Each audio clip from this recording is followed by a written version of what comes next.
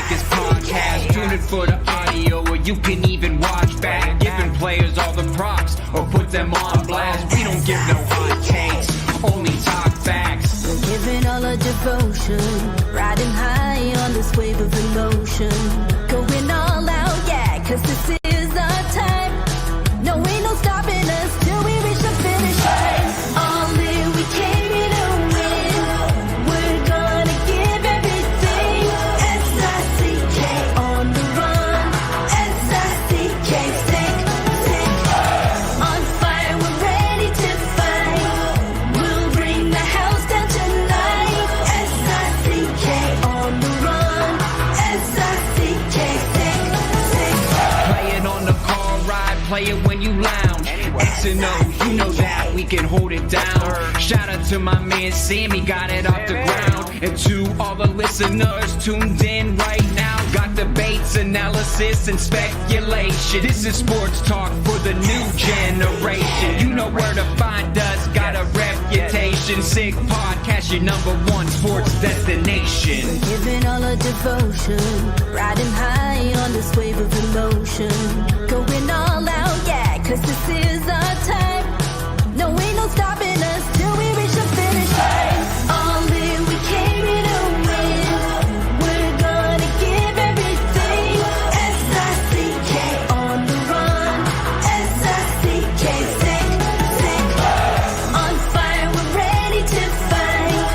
We'll bring the house down tonight. S-I-C-K on the run. S-I-C-K, sick. S-I-C-K, it's the sickest podcast. Tune in for the audio, or you can even watch back. Giving players all the props, or put them on blast. We don't give no hot takes, only talk back. S-I-C-K, S-I-C-K, S-I-C-K,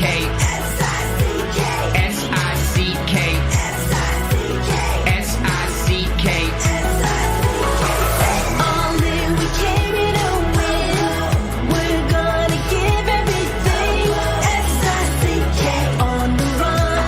S-I-C-K, sick.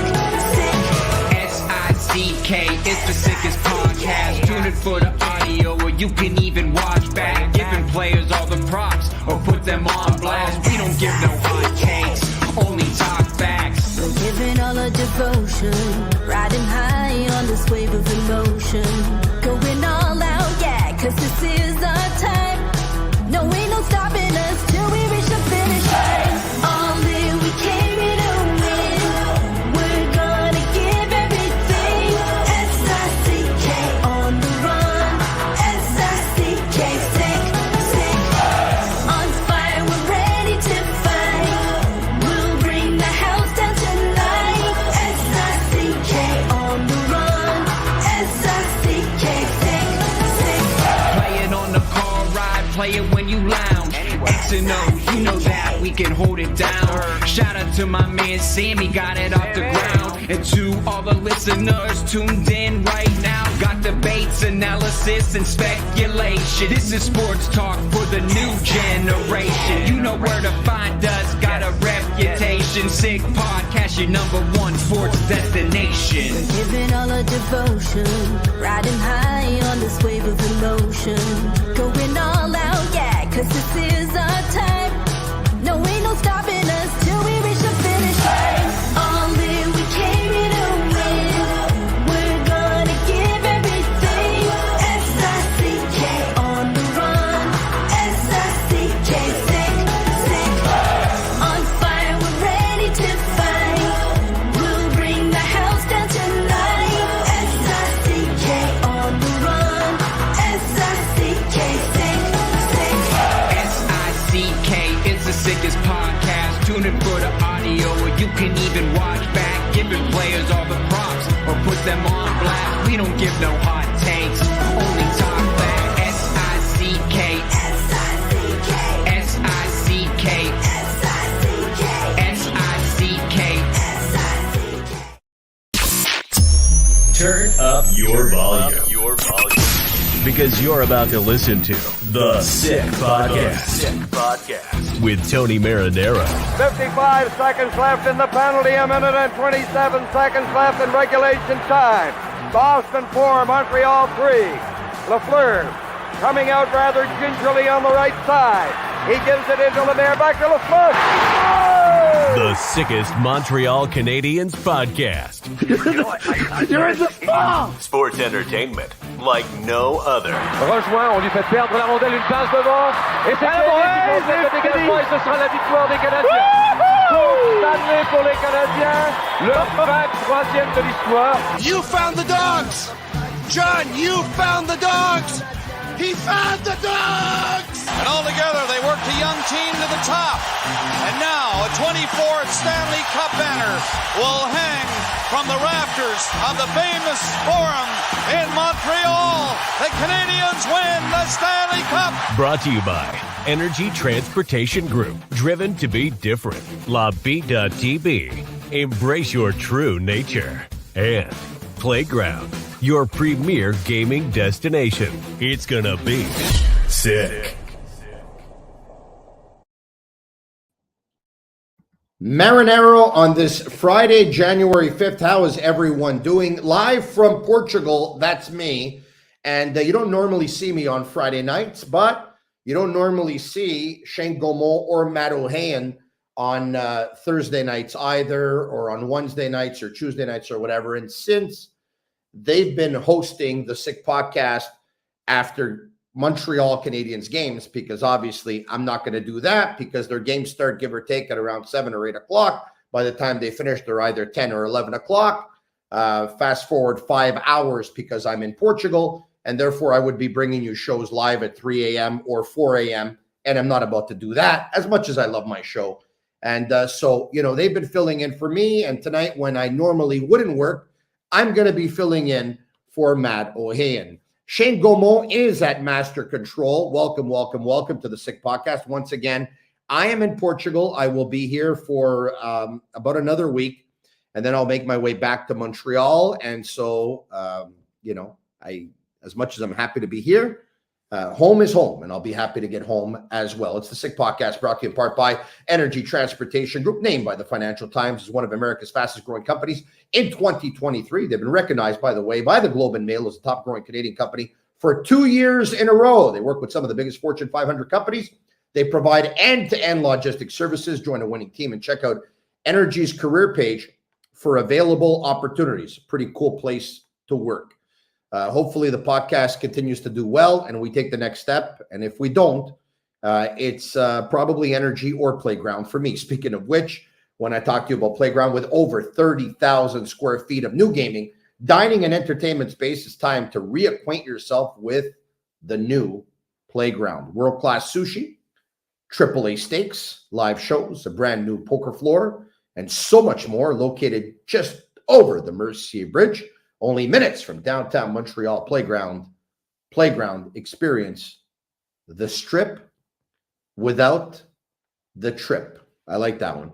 We will get to our guest in about a minute or two, and the guest tonight is going to be a guy they call the Snake, a guy I call o Serpente. We'll get to him, but first and foremost, I'll continue to give a shout out to our sponsors and our partners, one of which is Accent Insurance Solutions.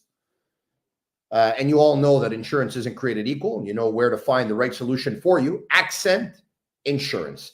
Accent doesn't sell insurance, by the way, in case you're wondering. They shop it for you to find the right product, right on the money. Whatever your insurance needs, whether it's home, automobile, or business. And it's funny because every time I see their phone number the way I'm seeing it right now up on the screen, I think of my buddy Sergio Momesso that I used to work with for a very long time, because when he played for the Montreal Canadiens, he wore number 36. Their number to call was 514-363-3636. And of course, brewed in Quebec and a winner of a dozen international awards, La Bit of TV is also a partner of the Sick Podcast. They offer quality microbrewery beers for everyone's taste. La Bit of TV, embrace your true nature. That's it. And now it's time for the show, where the Montreal Canadiens, we were pretty excited a couple of nights ago because the Canadiens won a real big game in Dallas. They had snapped a 3-game losing streak. They finished the 7-game road trip going 500, and it all looked pretty positive a couple of nights ago. And now 48 hours after that, well, now we're going to talk about them losing, actually getting obliterated by the Buffalo Sabres by a score of 6-1 for whatever reason. And I don't have the scores or the data to back it up, but it just seems like the Canadiens do pretty well in Buffalo over the last couple of years, and the Canadiens do not well versus the Sabres when they play in Montreal. It also seems like Jeff Skinner and Tage Thompson have been lighting it up for a couple of seasons now for the Buffalo Sabres, and they lit it up last night. And unfortunately for Jake Allen, he was on the receiving end. So tonight we're going to talk about a Montreal Canadiens team that once again got lambasted by a score of 6-1 to the Buffalo Sabres. They had no solution for Skinner. They had no solution for Thompson. They had no solution to beat Devin Levi, a West Island boy, who did pretty well last night, stopping 32 for the Buffalo Sabres. So we'll talk about the Canadiens losing that game, which now means they've lost 4 of their last 5. We'll talk about Christian Dvorak, who went in for surgery, and his season is over. So think of the Canadian center ice position. Doc goes down in period number 4 of the season. Now Christian Dvorak is out for the season.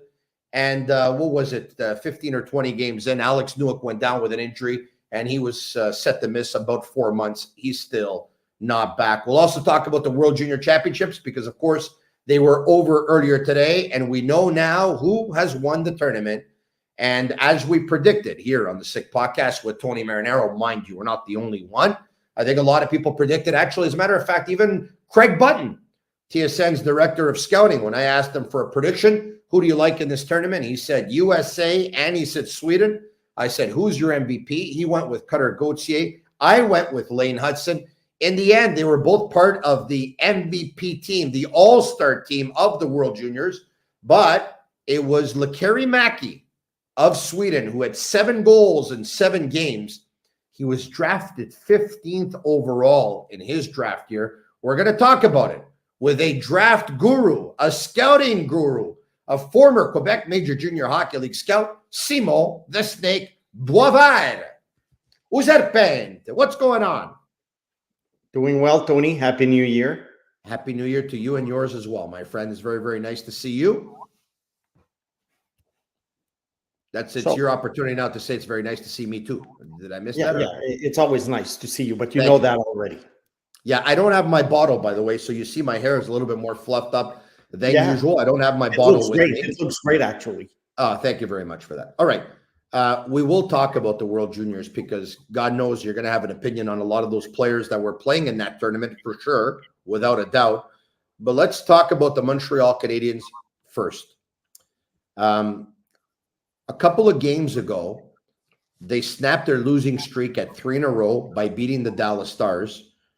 But some will say that they should have lost that game, and the reason why they won it was Samuel Montembeault, and Marchment wasn't able to tap home a loose puck, with less than a minute to go in the game, which could have tied it.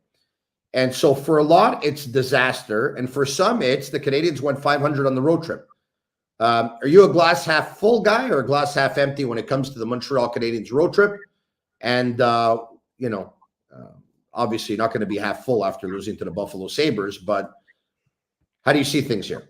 How do I see things? Well, there were games that they lost where it was kind of predictable that they would lose those games. But if there was one game that I thought they would lose for sure was the game in Dallas, because the Stars are very strong. They're a cup contender. But Montembeault was great. And there was this Marchment thing that happened. But look, it's upsets are part of his season. I think you have to look at the big picture. And we're almost halfway through the season. And I think, the Habs are probably performing a little bit better than some thought. But they're going to lay an egg sometimes, like they did last night against Buffalo. And that's normal with the kind of team that they had. And sometimes, they're going to win a few games that we don't expect. And I think it's normal because it's a team in transition. We've talked about it a million times. First of all, they have to identify who is part of their future core. And also, there's still a lot of cleaning up to do with the contracts that they have. You look at Armia, you look at Gallagher. It's like they're stuck with these contracts. Yeah. I mean, Dvorak. So to me, it's a season where you have to look at individual players, how they progress, more than a game by game thing about, well, the Habs lost, the Habs won, the Habs lost, the Habs won. Okay, we'll get to the contracts a little bit later on. And you said something, if there was a game that you thought they were going to lose, it was going to be versus the Dallas Stars. If there's a game I thought they were going to lose, it was the game versus the Tampa Bay Lightning. Out of all of them, that's the one that I said they're going to lose for a couple of reasons. Number one, 3 games and 4 nights travel included. They were in Carolina on Thursday, they were in Florida on Saturday, and they were in Tampa on Sunday. Now, I get it. The travel from Fort Lauderdale to Tampa is not rather extensive, but it was 3 games and 4 nights travel included. That's number one. Number two, we saw the Tampa Bay Lightning early on in the season. I think they jumped out to a 4-0 lead versus the Canadiens in Montreal. The Canadiens got a couple of goals back, but they couldn't match the Tampa Bay Lightning. And Tampa, I think it's a good 5 or 6 years that traditionally they give the Canadiens a lot of problems, maybe even more than that, by the way, because of course they had won a cup in the early 2000s. So they're always a tough out for the Montreal Canadiens. That's number one. Number two, and I know I wasn't here to say it, but I mean, I thought they were going to lose last night to the Buffalo Sabres because once again, the Sabres traditionally do well in Montreal. So I saw that one coming. Number two, believe me when I tell you this, when the local kid who's an opposing team's goaltender comes home, I think I've seen this movie 1,000 times already, where that kid is the best player in the game, or he just shuts out the Montreal Canadiens. And so I saw that one coming as well. And number three, Skinner and Thompson are Montreal Canadiens killers in Montreal. They just are. And they score a bunch of goals against them. And they did again. And so I thought it was going to be a bad night, and it was. And once again, when you talked about growing pains, Snake, that's what it is. When you're in a rebuild, there's going to be some things you can't explain. You're going to end up looking really good versus a really good team. You're going to end up looking really bad some nights versus a not so good team. Some nights you're going to look really bad versus a really good team. And some nights you'll look good versus a bad team. So it's going to be a mixed bag. It's going to be up and down. The team's going to struggle with consistency. Areas of their game are going to struggle with consistency. Individual performances by players are going to struggle with their consistency. And that's what you had last night. Exactly. So on that note, Josh Anderson, let's backtrack here. We go into the game.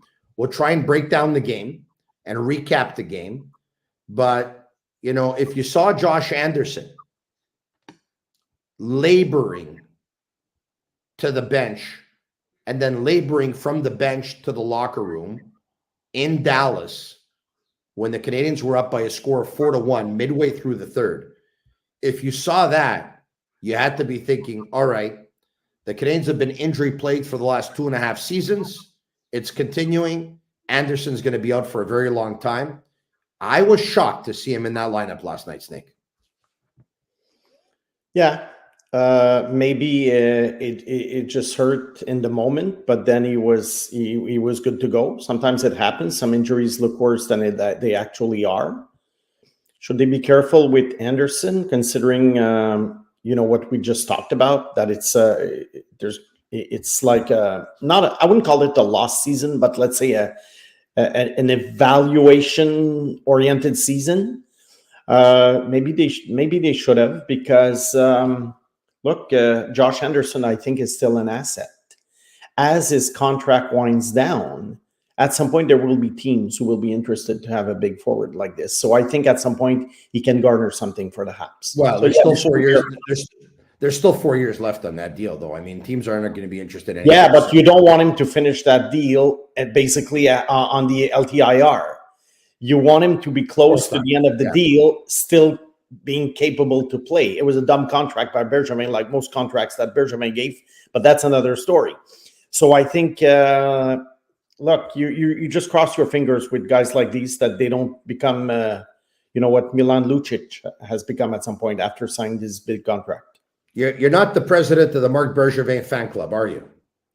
Well, why should I be? I mean, what has the guy done? He's left the team in shambles. He drafts Scott Kaniemi, dumb move. He lets him go. smart move. He gets a first-round pick, not bad.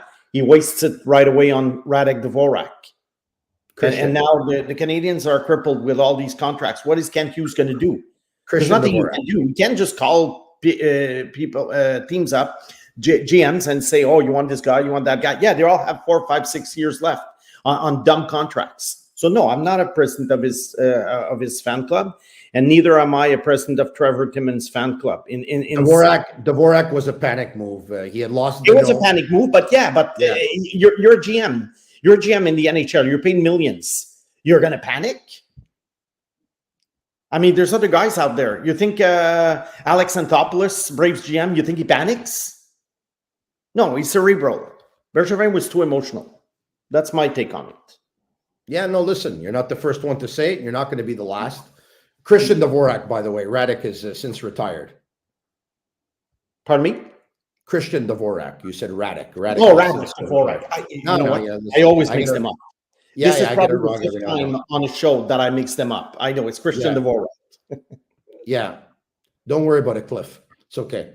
Simon, that is. Simon, not Cliff.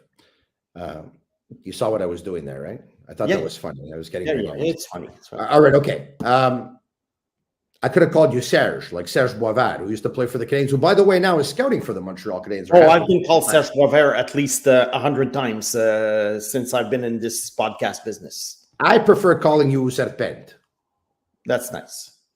Okay, so let's get to that game last night versus the Buffalo Sabres. A game where we talked about it. Josh Anderson was in the game. And the Canadiens, Jaden Struble was ready for that one. A big hit on Peyton Krebs at the beginning of the game, which showed that Struble was in the game. But then all of a sudden, Peterka's wrister off the post. That wasn't a very dangerous shot. I mean, Jake Allen just did not look ready for that one.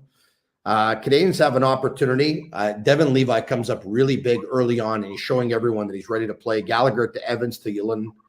3 stabs at it within inches of Devin Levi, who stretched out his right leg and stopped absolutely everything. Buffalo comes back the other way. Yoki Haru, a wrister off the post. So that's a couple of Buffalo shots that go off the post. That too did not look dangerous. And then the Habs had a power play, Monahan to Slavkowski, who found Caulfield, but he just whiffed on it. And that's it. It was a scoreless first period. All right, you take that. You know that the first game back from a long road trip is usually tough. Scoreless, okay, no problem. Second period, Armia scores, coach's challenge, disallowed, interference, Pizzetta interfering with Devin Levi. David Savard takes a penalty. Buffalo goes on the power play, and Skinner to Middlestad. Matheson can't get there. It's 1-0. That player, Snake, when he got drafted midway through round 1, if memory serves me well, I'm like, this kid's got good hands, but he probably fell in the draft because he's not a big player. He's having a pretty good year, Casey Middlestad. Yeah, I mean, talk about some kind of a late bloomer.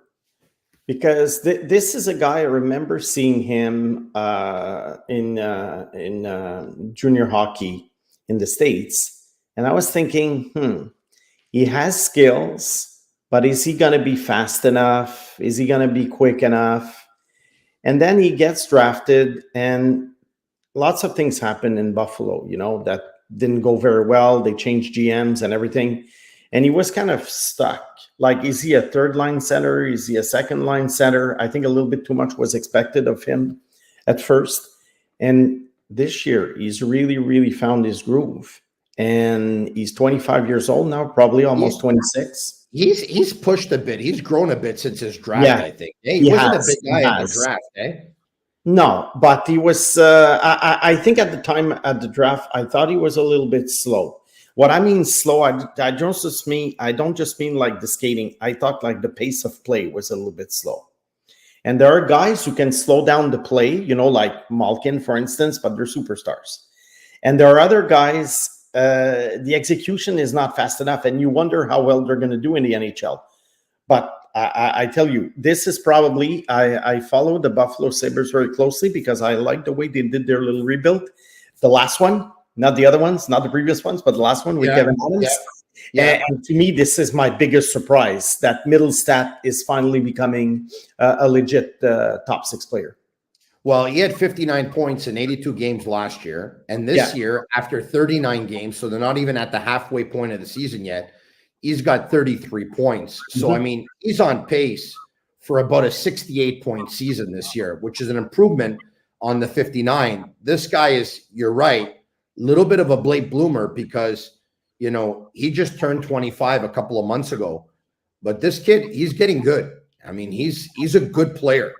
He's a very good player. A guy who's going to average 67 or 68 points, you're damn right he's a good player. All right, so 1-0 Buffalo on the Casey Middlestat goal. They go on the power play again a couple of minutes later. Tage Thompson to Tuck to Skinner. This time Evans can't get there. It seems like it's the same play they scored on the first goal. Instead of actually finishing on the left-hand side, they're finishing on the right-hand side this time. It's 2-0. Buffalo goes back on the power play again. Armia, with probably his greatest play in quite some time, strips Rasmus Dahlin. A quick wrister that surprises Devin Levi. The Canadiens go back to the locker room only down by a score of 2-1. In period number 3, I thought this was a big turning point in the game because Ylönen sets up Jake Evans in close. He's all alone. He scores. It's 2-2. Devin Levi makes the save.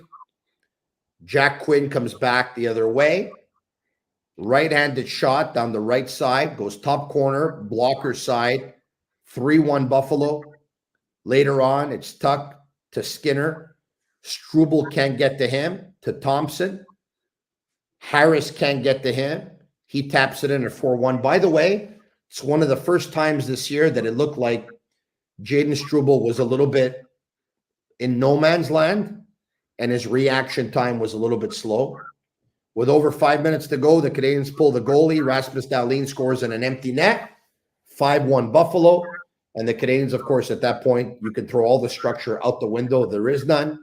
And it leads to a 2-on-1 for the Buffalo Sabres. Skinner to Thompson, 6-1. That's all she wrote. Jake Allen. He never looked comfortable last night. Never. My question to you is, we know that he's here for a reason. We know they have 3 goalies. We know that he's likely here because they believe another team's going to pick up Caden Primo. I know you're not the president of the Primo fan club, but if you're Kent Hughes, what are you doing about the 3 goalie system right now, knowing that Jake Allen just got absolutely obliterated versus the Sabres? Does it change anything for you? Well, I'll tell you what it is. Allen's contract is ending not this year, but the following year. Correct. 3.875 so obviously, there are some players when they have 2 playoffs left on their contract, they're valuable. And there are other players where you'd rather have an expiring contract. Correct. And not be bothered with their big salary or another year of them. So I think Allen is in the latter category. I think Allen might have a little bit more value next year come trade deadline if a contending team has an injury and wants to make sure that they have a backup goalie for the playoffs. I'm not saying they're going to get a second-round pick for him. It depends on the kind of season he has. But I think he will have a certain value next year as his contract is expiring. But pardon me, I don't know about that opinion, if I can interject, by the way, because I understand your point. Well, sometimes you have more value when you have 2 playoff left in you, and sometimes you have more value when you only have 1. It all depends on your performances.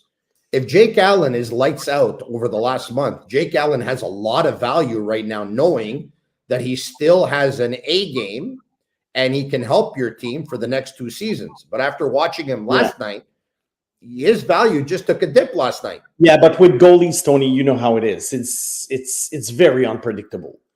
I mean, what happens with goalies? So sometimes you'd rather have a goalie for like who's hot during the year, and you're going to have him for one stretch, 1 playoff season, instead of gambling on the fact that, okay, he's good this year, but he's also going to be good next year, especially at close to $4 million a year.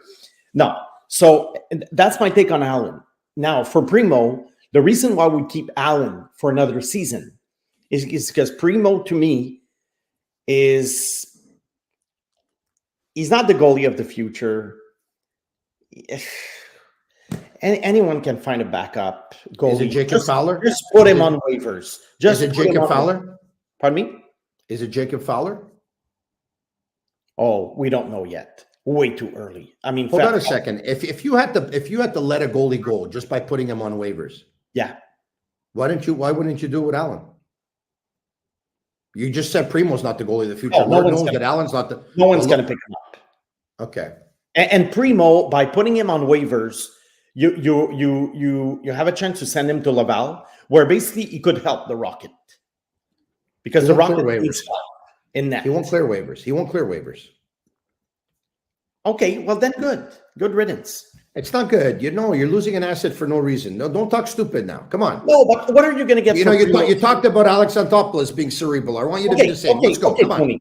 Okay, let's play Kent Hughes now. He's making phone calls. He's offering Caden Primo. Yes. What is he being offered? A 7th round pick? He's being offered a draft pick. A 7th round pick?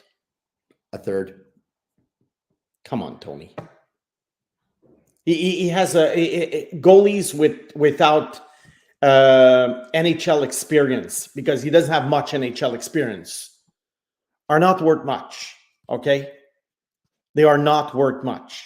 So then trade him if he's worth a 3rd round pick. They've kept him here. For argument's sake, let's say you're right. Let's say Kent Hughes makes phone calls and he gets a 3rd round pick. What the hell is he waiting for? Or does he think that Caden Primo has potential to be a very good backup goalie for the next 5 to 7 years? The reason why he's waiting is because he's saying Caden Primo is 24 years old. Goalies come into their prime at 27. The jury is still out on this kid. He doesn't make a lot of money. He's the youngest goalie I have. He's not worth trading for a 3rd or a 4th. Let me just keep him around here. Let's see what happens. The guy I'm going to trade eventually is Jake Allen. That's the thought process. And by the way, do I know for a fact that they can get a 3rd for Caden Primo? Obviously not. I'm not privy to any conversations, but I just think he's not playing. In order to develop, he needs to play. Yeah, I understand that. That's why I want goalies. And Montembeault is the number 1.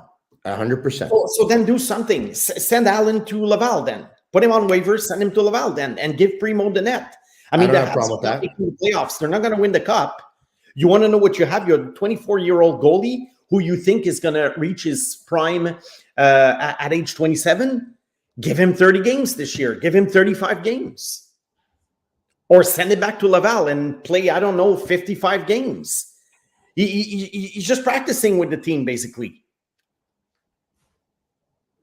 So I don't dispute what the Canadiens are doing, but what I dispute is, what's the plan with all this? If you believe in Primo, you play him. If you don't believe in him, you trade him. No? All right. Okay. So, it's a discussion that's been going on for a while. Yeah. Christian Dvorak is out for the season. We talked about it before. We thought it was a panic move by Marc Bergevin. Some loved it at the time because Dvorak's name was out there in trade rumors. There were other teams who were more competitive than the Montreal Canadiens at the time, or just as competitive, that were interested in his services as well. It's been all downhill. He's been a huge disappointment for the Canadiens. He's been injured more often than not.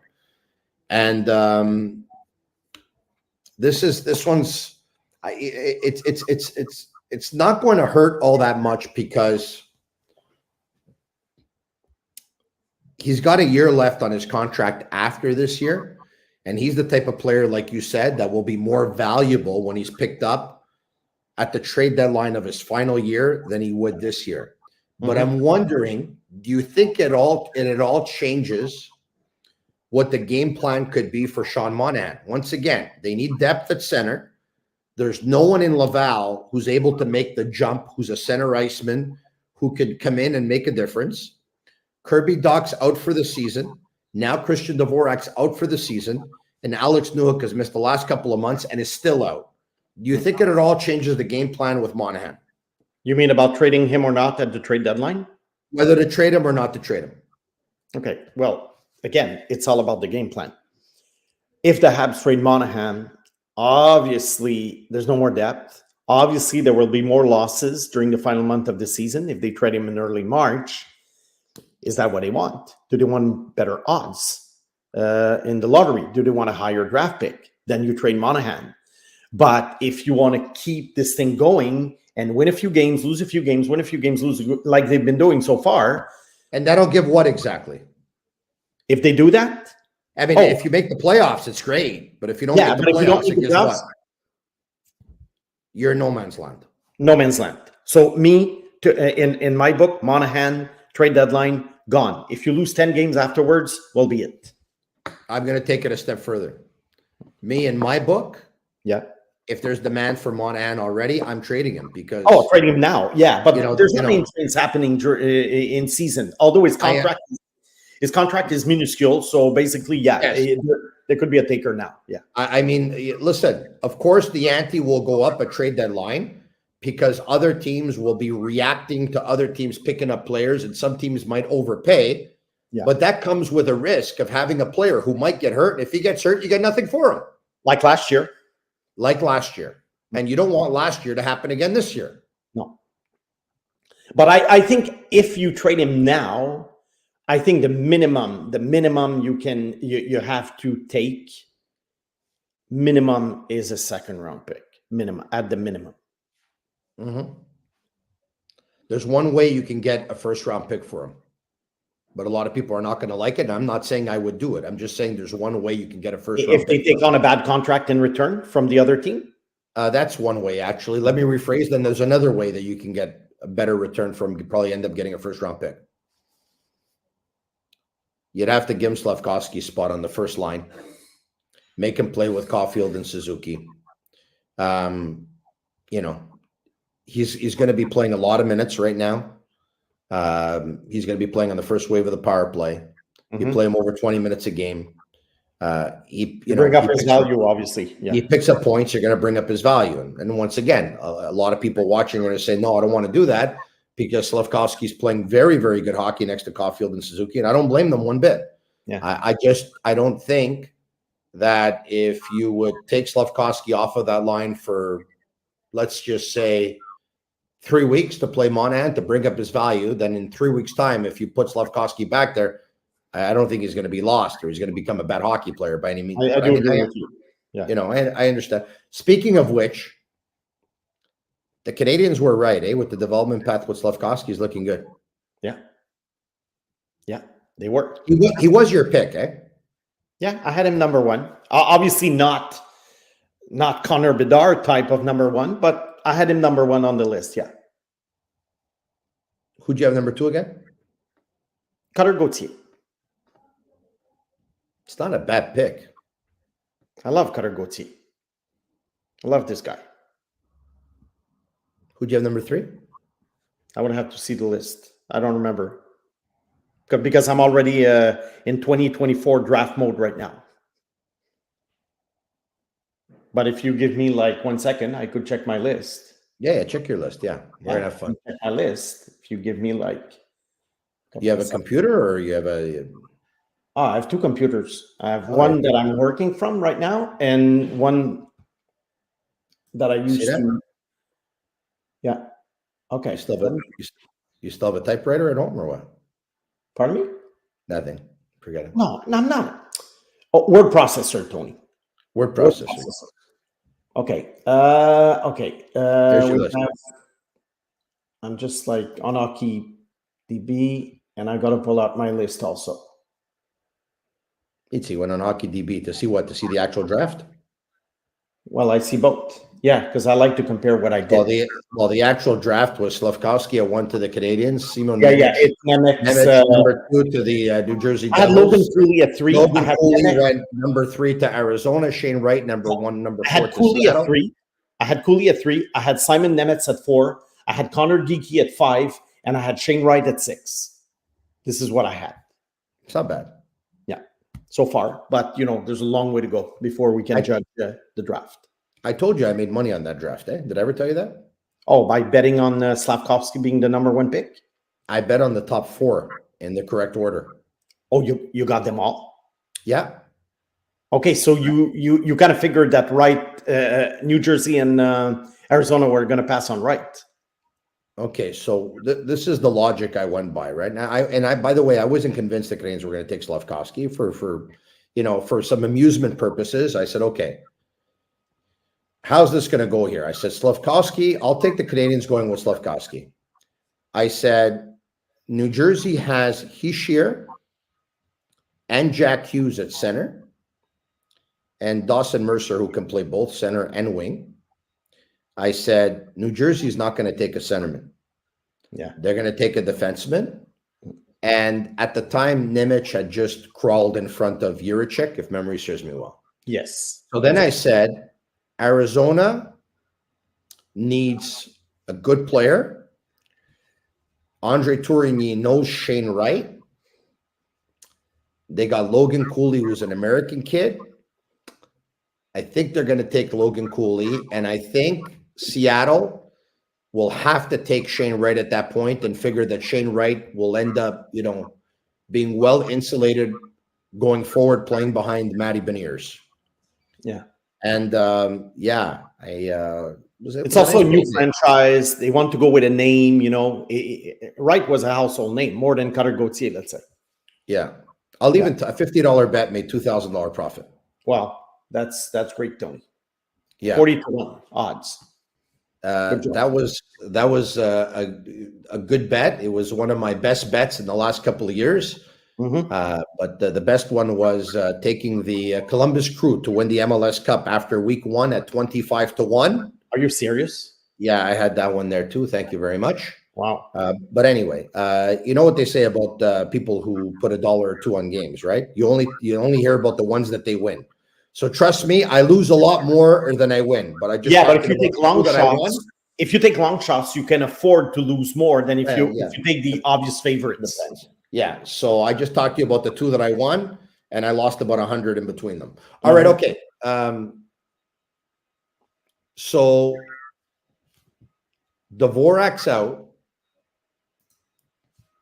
The center ice position, how do you see it going forward? Because and are you a fan of 11 forward 7D?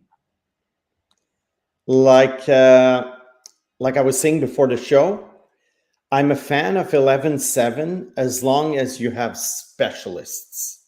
Basically, you don't necessarily have a fourth line. You don't necessarily have a 7 defenseman.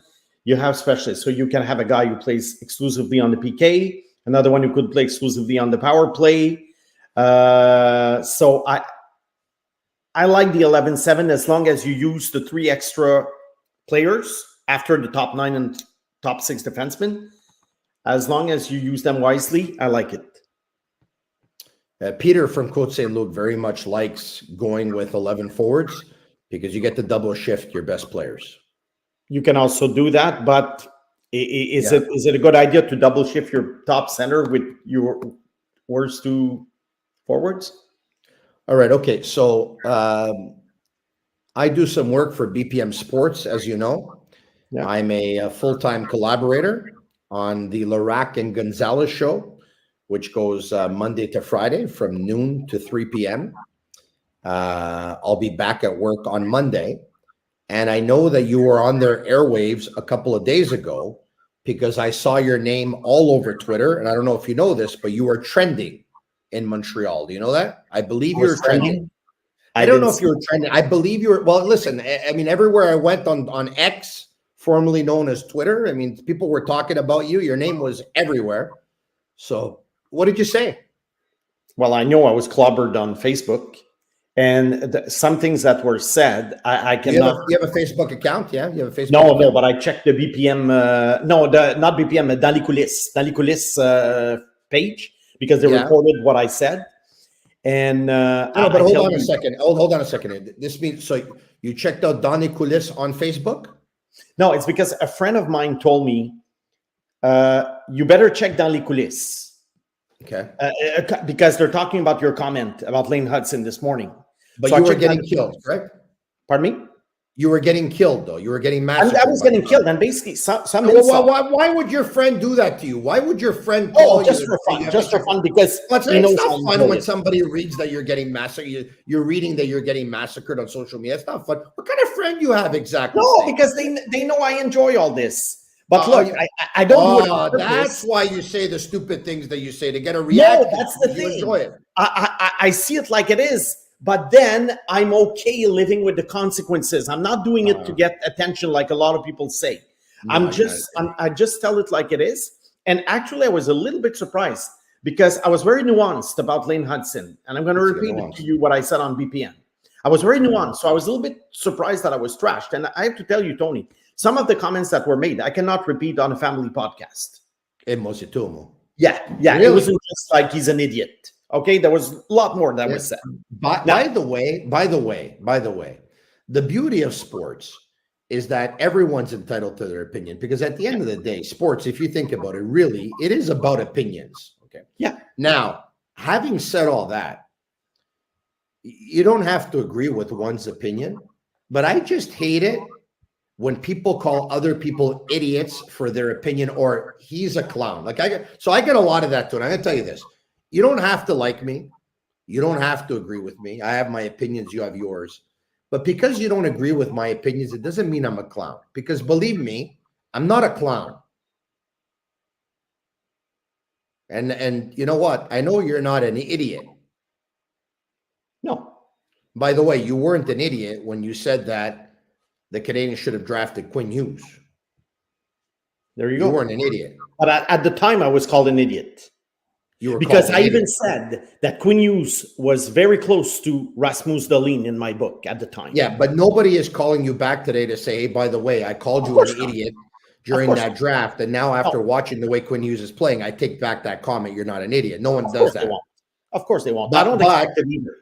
But they will spit back when you had a player going first or second overall that turned out to be a bust, and they'll call you an idiot again, naturally.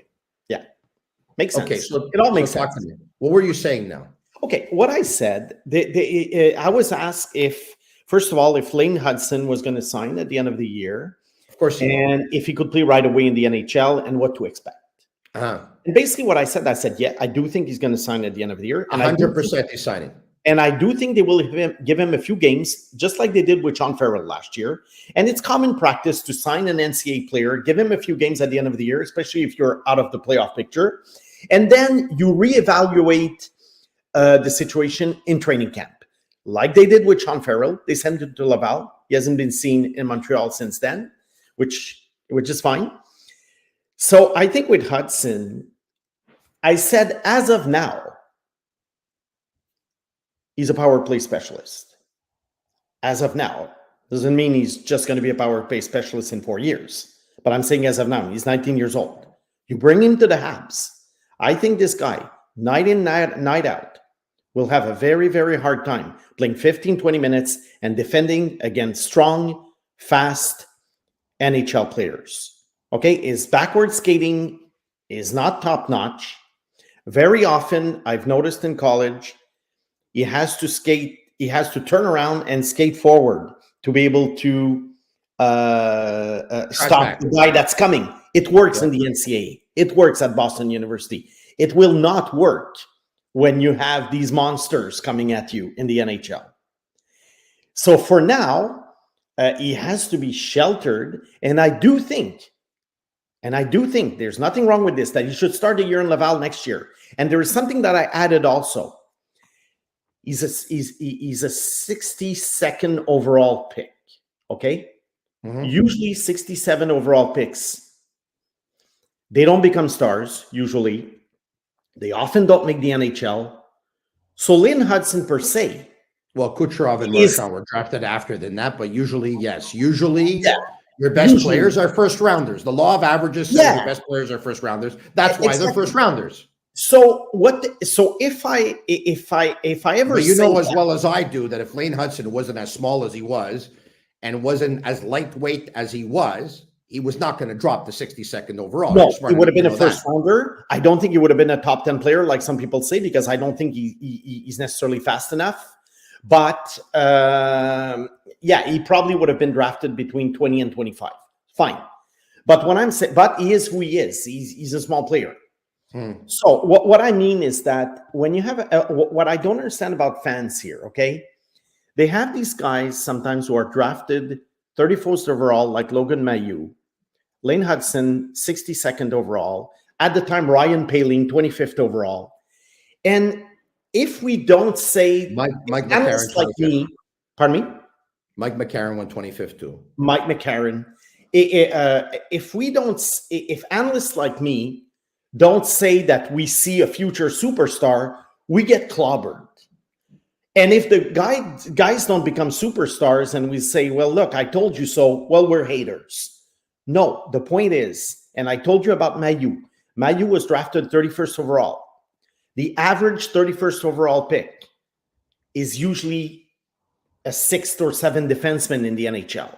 Mailloux went 31st overall because he told everyone he wasn't worthy of being drafted, not to draft him. No, I know, but I'm just analyzing the facts. The facts are, if a guy is drafted, look at Nolan Allen, drafted by Chicago, defenseman, Western Hockey League, 32nd overall. The guy is struggling in the AHL right now. And you know what? That's normal. He's a 32nd overall pick. But I find that here, the slightest little highlight on Twitter or YouTube when the guy is an overage player in junior hockey or college hockey makes the headlines and makes a lot of people think, oh, we got the next perfect hidden gem from the draft. Okay, perfect. That's Montreal Canadiens fans are very, very defensive of their prospects. 100% fact, and that's true. There's only one problem. Yeah. And I'm going to tell you what the problem is. Because I do a lot of reading myself on social media. Okay? The problem that you have, and the reason why there was a lot of, backlash. Thank you. Is you're known as a Montreal Canadiens draft hater. So 90% of the time when the Canadiens draft a player for you, he's no good. Caden Primo, he's no good. Okay. Hutson, he's got all the defects in the world. Logan Mailloux, he's no good. This guy's no good. That guy Farrell's no good. This guy's no good. That the problem is that the reputation that you have garnered in the marketplace is that of he hates the Canadiens. He hates their draft team. He hates their scouts. And maybe he probably just hates them because he either wants to be a hater or he wants the attention or he's bitter because they never gave him a job. That's the reputation you've garnered. That's the truth. And the truth shall set you free. Okay. Now, I don't hate anybody. I don't root against anybody, but I hate some of people's work in hockey. But I could say the same thing about the draft team of that team. I don't like, I'll just give you one example, okay? I don't like the Red Wings rebuild. I don't like the way Yzerman is doing it. He's trying to speed up everything. They're never going to be contenders. Okay, I'm saying this. Nobody cares here because most people don't care about the Red Wings. Am I Steve Yzerman hater? No. Am I a Red Wings hater? No. I just see what I see. Now, regarding the Habs picks, you say I don't like 90% of their picks. Well, first of all, okay, year in, year out, you're supposed to have max 2 players making the NHL out of your 7 picks. Okay, 50 guys year in, year out will make the NHL. So it's normal that at least 75% of the picks won't make it. Now, the other 15% is due to the quality of the picks. And if you look at the Canadiens, go on HockeyDB, type up draft, Montreal Canadiens, look at the sheet. Okay, 2017 was supposed to be the Klondike for the Habs. Ryan Poehling, Josh Brook, Yoni Ikonen, some even like Scott Walford, and Cale Fleury, and Caden Primo. This was supposed to be year 1 of the reset. Okay, Josh Brook was the talk of the Habs world at the time. When he was 19 years old, he dominated the WHL. I said Josh Brook is an AHLer. I got trashed. I'm a hater, I'm this, I'm that. No, if Josh Brook had been drafted by the Columbus Blue Jackets, and I had been asked for my opinion on Josh Brook on the Columbus Blue Jacket podcast, I would have said the exact same thing. Look, I had Slavkovsky number 1. Okay, I had him before the Canadiens drafted him. So, okay, it's easy for me to say that, they made a good pick. But the point is, look, I like the pick, and that's it. Okay, but this is what I'm going to say. Point? It's I see the point. Here's the deal. I said I like Ron Bacher. I understand your opinion on Lane Hutson, and you know what? With time, you might be proven to be right that Lane Hutson might need the Laval Rocket next year to prepare for an eventual jump in the National Hockey League. This is what I know, though, right now, fresh off of the World Junior Tournament. Okay. Lane Hutson logged a lot of minutes per game. Lane Hutson was not just used on the power play. Lane Hutson was on the ice when the other team's best players were on the ice. Lane Hutson was used more than anyone else. Lane Hutson was used in all situations. And Lane Hutson was used, protecting a lead late in the game. Lane Hutson was on the all-star team of this World Junior Tournament. So on that basis alone, you'd have to think that of all the defense prospects out there, Lane Hutson is probably going to be the one who will make his entry to the National Hockey League ahead of all their other prospects. No. He was a dominant player at a very important tournament en route to a gold medal win. He wasn't necessarily dominant, but he wasn't one of the top defensemen. I do agree. But the World Junior Championship, to me, he changed his game a bit for this tournament. He deserves a lot of credit. Oh, he played very well the last 2 games. The medal games, he played very well. So, no, I don't have a problem with his tournament. But the World Junior Championship is, is littered with players who didn't do well at age 19 and became very good players in the NHL. Nick Suzuki being a good example. Cole Caulfield wasn't great at the WJC either. And there are some players like Ryan Poehling, who was the top player at the tournament and did nothing in the AHL except his 3-goal game. So, and pardon me, and if you could be fair, there's also players who had great World Junior tournaments and became very great NHL careers. Yeah. So there's you got to add those too. You can't just leave out the ones you want to leave out. It's a 19-year-old tournament. And to me, I like to judge player based on when they play against older players. I've told you this a million times. The 17-year-old season in junior hockey, the first season in the NCAA, and the first season in the American Hockey League for forwards, and the first 2 seasons for defensemen. This is how I judge players. So to me, that tournament, okay, Lekari Miyake, who was like the top player at the tournament for Sweden, he's good. I like him, but doesn't mean he's going to be a star. And we were told going into the draft year that Letari Maki was the best pure sniper of the draft. Yeah. And he fell to 15th overall. The Vancouver Canucks took him, and he finished this tournament with 7 goals in 7 games. And guess what? The people that told us that he was the best pure sniper from the draft, well, today it looks like they were right. Yeah, for a 10-day tournament against 19-year-old players. I understand, but I'd rather players deliver at the tournament than not. Oh, because if Letari Maki had not delivered at this tournament, and Lane Hutson had not delivered at this tournament, and Cutter Gauthier had not delivered at this tournament, they would have been obliterated, and we would have been told they're not as good as people think they are. Instead, they have a good tournament. They say, "Well, look, I love Gauthier." Okay, let's make it fair here. I love Gauthier. I thought he had a very good tournament, but I don't think he was dominant. I think he had a very good tournament, but I don't think he was dominant. Am I concerned that he wasn't dominant? No, I still think that this guy is going to get to Philadelphia next year. And by the time Michkov arrives, they're going to be a fantastic duo in Philadelphia. But do I care? Why he wasn't dominant? What?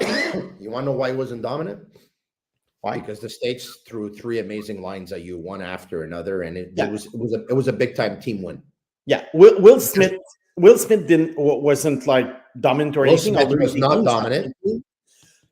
Do I like Will Smith? I like Will Smith. Look, I don't pay much, and it kills people when I say that. But to me, as a draftnik, whatever, draft analyst, I see the World Junior Championship, believe it or not, as pure entertainment. I don't see it as a benchmark to analyze players. If I had to write scouting reports, or let's say when I prepare my list for the draft or future prospects or whatever lists, the World Junior Tournament, I don't write one single line about it. I watch it pure entertainment. So I'm going to finish off on Hutson. If Hutson ends up playing with the Laval Rocket at one point, yeah, for me, he's not going to stay there very long. And the reason being he's not going to stay there very long, and I understand your point that he might get tossed around the National Hockey League and this and that. He has the skill set and the smarts to play in the National Hockey League and do well in the National Hockey League.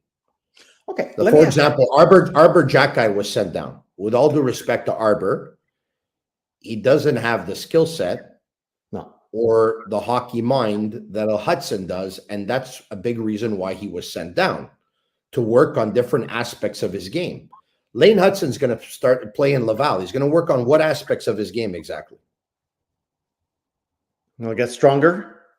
Okay. Backwards skating, trying to knock off defenders off the puck. Yeah. He could do that at the National Hockey League level, the way the Canadiens have been doing it with Slavkovsky, albeit at a different position. Oh boy, I think you're comparing apples with oranges here. And Mositumo. Slavkovsky is a big guy. He's a man. I understand that. Lane Hutson's issues are related to his. But he doesn't have to be that big, strong guy because he's not. He's gonna be who he is. He's gonna be who he is. He's gonna be what made him special. Okay, yeah, but you're talking about special. Okay, Quinn Hughes didn't get. Do you see this guy? Quinn Hughes didn't get bigger or stronger at the national. And you're going to tell me Quinn Hughes is an elite skater. I agree with you. Okay, but Quinn Hughes didn't get bigger or stronger at the National Hockey League level. But he's got the puck, and no one can take it off his stick. I know, but Hutson doesn't. What I don't understand is that a lot of people see Hutson has sick hands. They see him as an offensive wizard. He's not. He's not Cale Makar. He's not Quinn Hughes. How's he going to be in transition? He's going to be excellent. Okay, it's going to be excellent in transition. I think you guys see some kind of like puck wizard, and I don't think he is. You don't see Lane Hutson as a special talent? You don't? No. You're an idiot. And that's why the weaknesses. I'm more concerned about these weaknesses. You see what I did there, right? Yeah, I know. I came back to the idiot thing when I just condone people for calling you an idiot. I'm more concerned about these weaknesses because he's not, in my book, an elite talent. I said it with love. Quinn Hughes had weaknesses. And I remember Trevor Timmins was on your show and some other show on TSN, and he said Hughes will not be able to defend in the NHL. He said that. He said it publicly, which is rare for a chief scout to say something like that before the draft. I had concerns about Quinn Hughes also. And he struggled at times. Now he's a little bit better, but he struggled at times at the beginning. I was like, oh, tough night for Quinn Hughes. But he has the puck. He's a rover. He's a wizard. He's mobile. So he compensates for his weaknesses. And I bet on the fact that he would. But Lane Hutson, I watched the guy. I do not see the wizard that a lot of people see. That's all. What I know, you're not the president of the Mishar fan club. No. He had a good tournament. He had a good tournament. Again, he's a 19-year-old player. Who cares? I understand that. But once again, if he would have had a bad tournament, we would have killed him. If we have a good tournament, I would not have killed him. Tony, I'm going to be blunt here. I don't care about the WJC when it comes to evaluating players. And that's a statement. I do not care about that tournament. I watch it for entertainment purposes. It's the best 20-year-old tournament. It's the best 20-year-old tournament in the world, and you've disregarded it. Yeah, it's fun. It's fun, but it doesn't tell you what a player is going to be later. It's short. It's a 19-year-old tournament. The players are not. Look, the players I saw Connor Bedard at the World Juniors last year. Are not used to playing with each other. First of all, true. This is not a real. A team context. It's a bunch of all-stars thrown together, and especially in Canada, they give them roles. Oh, you're the top scorer on your team, but you're going to be on our fourth line and you're going to be defending. Oh my God. And you give this player a few days to adapt to this new role. So, like I say, that's why I don't use it as an evaluation tool. I'm going to sit in Hutson and Macklin Celebrini in a couple of weeks for Boston University. That I do care. That I'm going to watch more closely. So I look at it from and listen, you're the scout. I'm not. I actually see the value because the fact that you don't have a chance to mesh together and blend together for a long period of time because you just have, a short camp and then you start what is a very, very short tournament. It's an opportunity for the individual talents to come out and be able to change a game, be able to stand out. So look, every case is different. I get it. But Shane Wright was not able to elevate last year. And that told me a lot. And Connor Bedard was, and that told me a lot. Yeah. Alexis Lafreniere was. Yeah, no, I hear you. Listen, every case is different. Every case. But I'll tell you one thing. Now, I will say this on the Machar thing. Yuri Kulich, who has been real lights out for the Rochester Americans, who was drafted 2 picks after the Canadiens drafted Machar by the Buffalo Sabres. I believe the Canadiens drafted Machar 26th and Kulich was drafted 28th. Yeah. Kulich was unbelievable again today for Czechia with a couple of goals. They end up winning the bronze with an 8-5 win over Finland. He had himself a real good tournament as well. And it just goes to show you, Osland as well. There's a couple of players that were drafted, and Grant McCagg was talking about this earlier on tonight on the Recruits Draftcast podcast on the Sick Media Network. And I know you don't put a lot of onus on the World Junior Tournament, but if we would take a look at this tournament and you end up doing the redraft, Kulich doesn't go where he goes, Osland doesn't go where he goes, and some of these players go a lot earlier than they actually went. Yeah, but Kulich, it's not based on his performance at the WJC. It's based on the 1.5 seasons he's played in the American Hockey League. That's why he goes higher on the redraft. That's my point. Okay, so is there any Canadiens prospect that caught your attention here that you like or that you're fond of? Anything? Look, there were like, what, 4 players, I think, at the tournament? Yeah. I think Owen Beck, like I say, I don't pay too much attention because they give him a role, and stuff. But Owen Beck, in my book, just to recap his season so far and his progression, I think Owen Beck is no better than a fourth-line player. I think Machar is, if he makes the NHL, is a bottom 6 player. Again, normal for a guy drafted 26th. And Jacob Fowler? What? Jacob, and by the way, pardon me. Jacob Fowler, too early to tell. I have the sniffles here in Portugal. I'm battling a cold. Jacob Fowler, yeah. I think so far he's played well. I think he was a good dart to throw because I think that drafting goalies, except maybe for a Vasilevsky or a Price, you're throwing darts. I think he's a good dart. We'll see. That's a good line, by the way, a good dart, because if memory serves me well, in the draft that they drafted him, I think they drafted 3 goalies. So they're actually trying to draft as many as they can to see if they hit. Because instead of drafting guys who are guaranteed fourth liners or guaranteed AHLers or even ECHLers, why not draft tons of goalies? And at some point, you might hit the bullseye. So I like their draft strategy. You see, I always criticize the Habs draft. No, I think the Habs strategy of drafting goalies, 3 goalies, was great. Maybe nothing will come out of it. But Fowler, so far so good. But we'll see. Goalies, 4 or 5 years. One thing I wanted to say anyway, I forgot. What do you mean you forgot? No, I was going to say something, but I forgot. How do you want me to end the podcast now that you're going to say something you forgot? Oh, yeah. No, I remember now. You were telling me about other defenders at the World Junior Championship. And I'm going to take one of Lane Hudson's teammate at Boston University, Swedish guy, Tom Willander, drafted 11 by Vancouver last year. Yeah. Okay. I watch a lot of Boston University games. And if you had to tell me right now, who do you take in the NHL? And I'm not saying Willander is going to be a star. That's not what I'm saying. But I'm saying, who do you want on your team in the AHL within a couple of years? Willander or Hutson? I think Willander. Well, where was he drafted again? Yeah, 11th. Well, I understand that, but Yeah. I mean, we shouldn't be talking about who would you take 11th or 62nd. No. But everyone's talking about Hutson at Boston University. So I could spin it another way and say, go back, look at that draft, and who is the steal of the third round, and I bet you it's going to be Hutson. Or the second round, you mean? But second round, yeah. By the way, there was 62nd, yes. By the way, there's the other American defenseman who really caught my eye. What's his name again?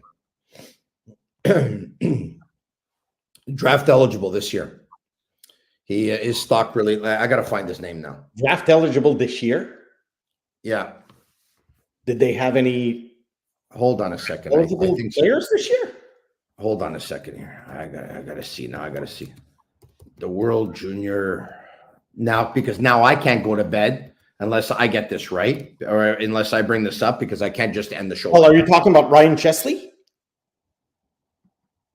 No, let me see. Because he was playing with Hutson. He's already been drafted, if that's the one you're talking about. Okay.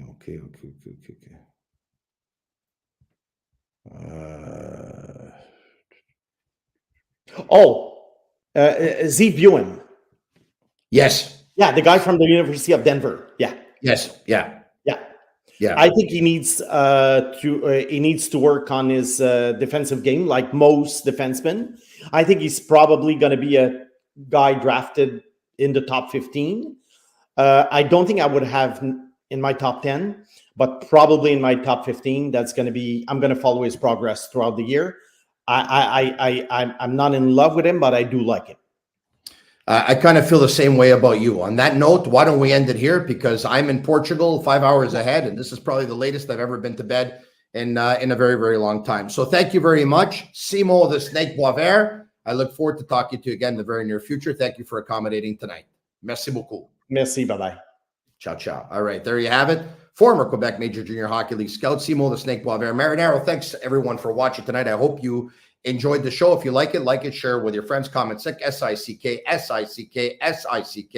And if you enjoyed it, leave us a 5-star review on Apple. It's our way of feeling the love. Once again, special thanks to our partners. Energy Transportation Group is one. Playground is another. Labita TB is another. And Accent Insurance Solutions is another. Thank you, our sick army. Thank you, our sick community. I love you all. For Shane Gaumont and Master Control, I'm Marinaro, part of the sick team. This is the Sick Podcast. Tell your friends about it. Say, hey, you watch that guy? Who's that guy? You know, that guy is pretty sick. He has got that podcast. It's pretty sick. I'm Marinaro. Tell your friends. Ciao for now. And that's a wrap. Hope you don't miss us too much until next time. Follow the Sick Podcast with Tony Marinaro on YouTube, Instagram, Facebook, Google Play, and Apple Podcasts. The Sick Podcast is brought to you by Energy Transportation Group, driven to be different. La Vida TB, embrace your true nature. And Playground, your premier gaming destination.